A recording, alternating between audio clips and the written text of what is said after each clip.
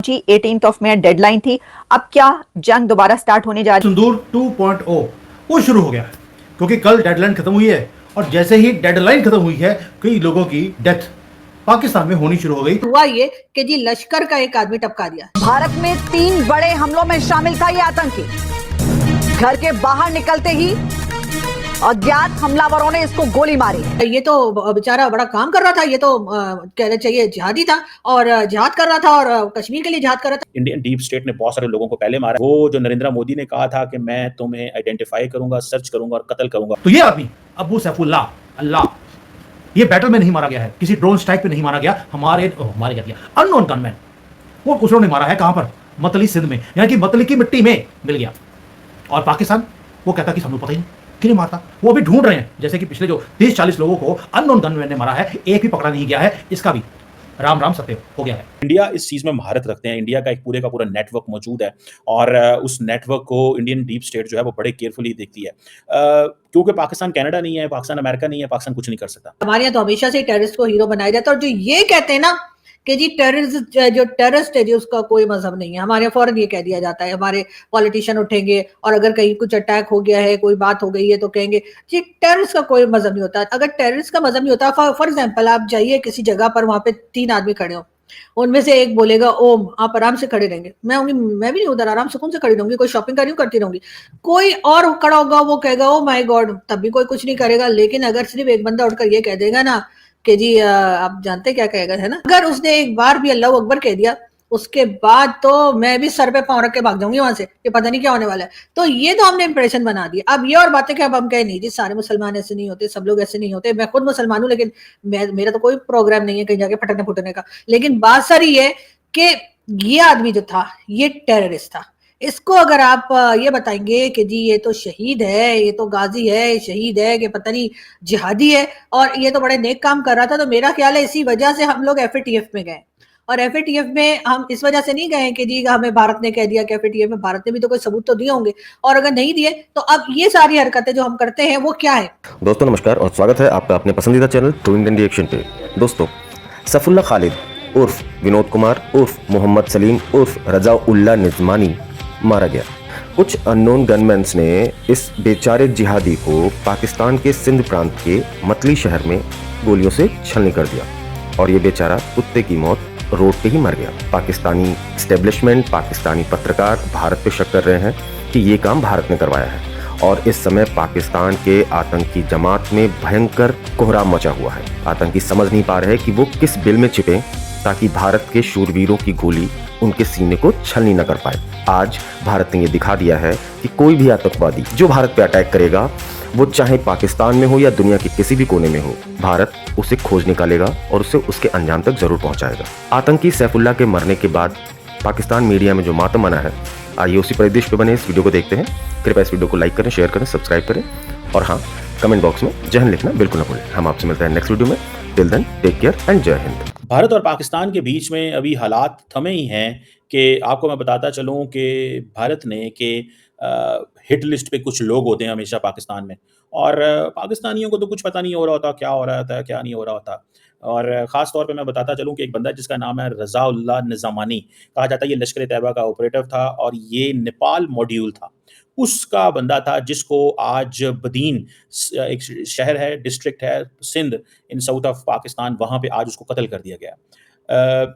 माजी में बहुत हमने 3-4 ऑप्शंस डिस्कस किए थे कि इंडिया क्या कर सकता है पाकिस्तान में जब हालात ख़राब हुए थे, जब कश्मीर वाला वाक़या हुआ, पहलगाम वाला। पहला हमने कहा जी कि स्ट्राइक कर सकता है, दूसरा हमने कहा लिमिटेड कॉन्फ्लिक्ट हो सकता है, फुल स्केल वॉर हो सकती है, और चौथी बात हमने की थी कि ये ट्रांसनेशनल रिप्रेशन, यानी कि ये अनआइडेंटिफाइड गनमैन, एक बंदा आएगा, वो उनको पता होगा एक बंदे का, वो लश्कर तैयबा का बंदा होगा, उसको मार के वो चले जाएंगे।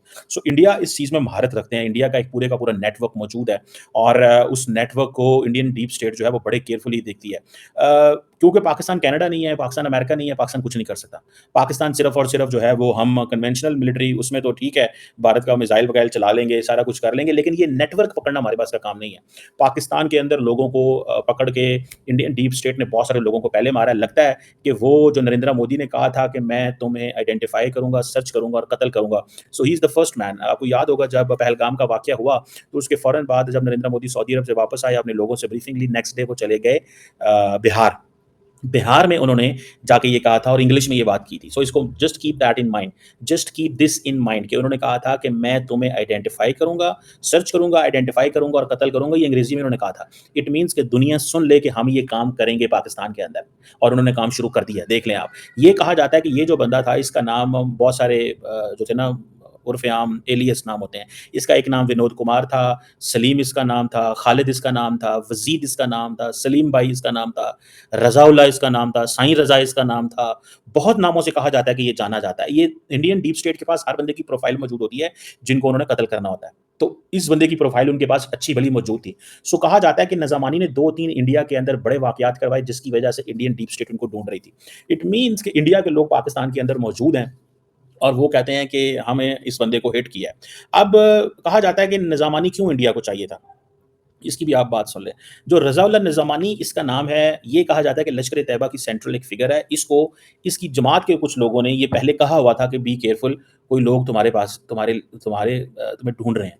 ये सुनने में आया, मैंने ये I got this news on Twitter when I read this कि ये जो बंदा है, इसको इसके लोगों ने कहा था कि तुम बी केयरफुल, क्योंकि तुम्हारे पीछे इंडियन डीप स्टेट जो है वो इन्वॉल्व है। सो अपनी जो पोजीशन है उसको डू नॉट वो करो, अपने आप को एक्सपोज ना करो, बाहर लेके ना जाओ। अब पाकिस्तान में ये पता नहीं चलता, याद रखें। इंडिया में फ़ौरन पता चल जाता है और इंडियंस बड़े खुल्लम-खुल्ला उसको कहते हैं कि हाँ भाई हमने किया है। अब वो कहते हैं कि जी ये जो लश्कर-ए-तैयबा नेपाल में डूल का कमांडर है, सारा इंडियन मीडिया इसके ऊपर इस वक़्त बात कर रहा है। जो इसने कुछ वाक़यात करवाए थे, हमने उसको मरवा दिया, बात खत्म। जाओ जिसने जो करना है कर लो, जाओ जिससे जो होता है वो कर ले, जाओ जिससे जो होता है वो कर लो, वो कहते हैं और कुछ भी नहीं बोल सकते। You can't say anything to it. मैं आपको मसले की बात बताऊँ, कुछ भी नहीं कर सकते। अच्छा, अब इसकी थोड़ी-सी ज़रा स्टोरी सुन लें इस बंदे की। जो इंडियन अकाउंट्स इसके ऊपर बात कर रहे हैं, वो कह रहे हैं कि नेपाल में डूल का बंदा था। ये करता क्या था, ये रिक्रूट करता था बहुत सारे लोगों को, फाइनेंशियल एंड लॉजिस्टिकल सपोर्ट देता था उनको, जो एक्टिविटीज़ करते थे। जो लश्कर-ए-तैयबा के जो डिफरेंट कैडर्स होते थे, जो इंडिया नेपाल बॉर्डर के ऊपर काम करते थे, ये उनको फाइनेंस करता था। उनकी लॉजिस्टिकल सपोर्ट में भी हेल्प करता था, रिक्रूट भी करता था, पैसे भी देता था। और उसका जो रोल था, वो कहते हैं कि ये क्रॉस बॉर्डर इन्फिल्ट्रेशन करवाता था, ये स्मगलिंग भी आर्म्स की करवाता था। और इस तरह ये स्लीपर नेटवर्क्स वगैरह जो इंडिया के अंदर हैं, जो एलईटी के हैं, ये इंडियन की अकाउंट बता रहा हूँ। I am telling you an Indian account. Pakistan के में तो इसकी कोई इन्फॉर्मेशन मौजूद नहीं है। सो इंडियंस जब इन चीज़ों को स्टडी करते हैं तो दे डू अंडरस्टैंड कि क्या है। अब सवाल ये पैदा होता है कि ये जाना जाता है किसके वजह? 3 मेजर इंसिडेंट हैं जिसकी वजह से ये जाना जाता है इंडिया के अंदर।